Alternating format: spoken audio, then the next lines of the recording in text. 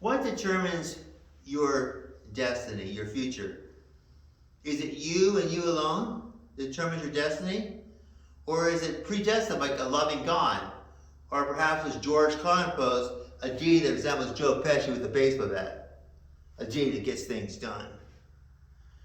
For 26 years I had a floral business in New Mexico, and I thought, that's who I am. A flower guy. I thought that was my future. But I was mistaken. During a Toastmasters meeting, I was asked the question during table topics, how do you make a lasting impression on someone you meet for the first time? And as I thought of an answer, my right hand started shaking. I said, well, the way you make a lasting impression, you do the hokey pokey, put your right hand in, you shake it all about, and shake it all out. Well, in reality, I couldn't stop the shaking. I became very self-conscious of that, and I just stopped coming to meetings. Next, I was being stopped by the police 3 or 4 times in 1 week, which is alarming. But more alarming was to be addressed by my first name. Wilbur! Are we having a hard time deciding which lane to drive on today? What's going on here? Another police car came, another. It was a big old party where I got to entertain our local law enforcement. There were more policemen at my traffic stop than you find in a Dunkin' Donuts any given day of the week. So when I went to traffic court, I told the judge, Your Honor, I'm determined to find out what's wrong with my car. And Judge Baca slammed the gavel and sent me on my way. So while I was having my car inspected by a mechanic, I was using a rent-a-car, and I looked in the rearview mirror of the rent-a-car and I saw red and blue flashing lights. The officer who stopped me, he said I was like all over the road. The car wasn't the problem. I was the problem. So I was referred to see a neurologist. And the neurologist said, well, Wilbur, I have some good news and some bad news. The good news is you don't have what you think you have, which is a bad case of the hokey pokey.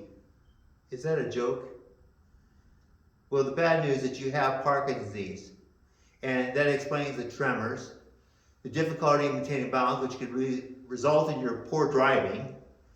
And as far as the hallucinations, I would recommend you not watch film with Joe Pesci, especially Home Alone, and definitely not Goodfellas. So I became really depressed. Feeling sorry for myself, I shared my frustrations with my physical therapist, Kelly. She listened intently, and after a long pause, she said, wah. Your life isn't over, Parky. You gotta fight it. You gotta stomp your feet. Fling your arms in the air like you don't care. You gotta talk to your body. I own you. You're not the boss of me. I am in control. Well, I think she attended a lot of seminars with Tony Robbins.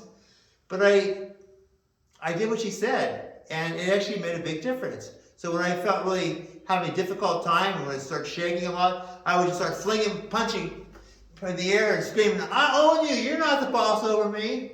I am in control. I wish that the manager of Whole Foods could share my enthusiasm, but he had me escorted out of his store. So the next time I saw Kelly, I shared about my victories. Well, she said, good for you, Parky, good for you. Now, if you're up to it, maybe you can help him. She gestured toward this old man who was standing like a statue, staring at the wall.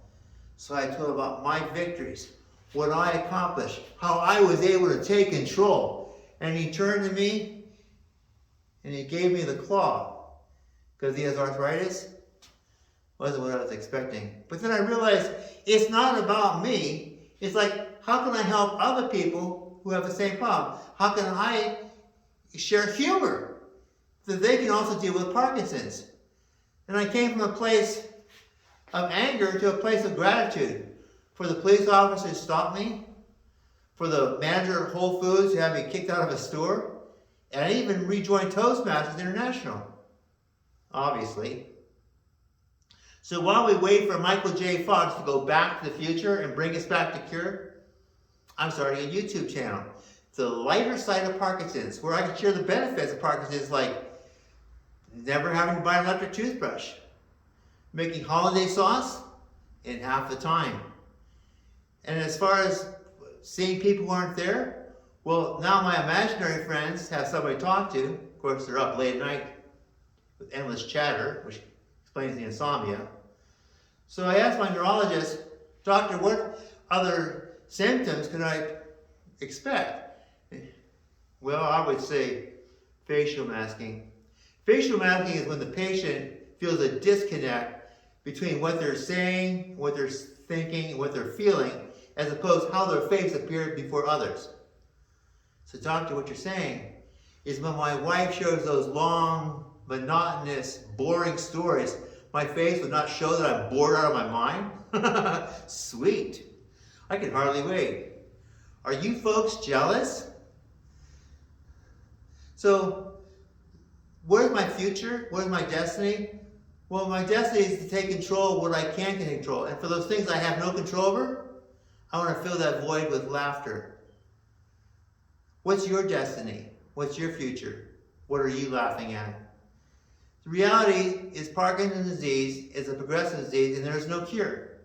But now, when I'm in a dangerous part of Albuquerque, I don't feel vulnerable anymore. Because I can declare, I own you. You're not the boss of me. I have a loaded gun. I have Parkinson's disease and I'm off my medication. They run so fast for me, they leave skid marks.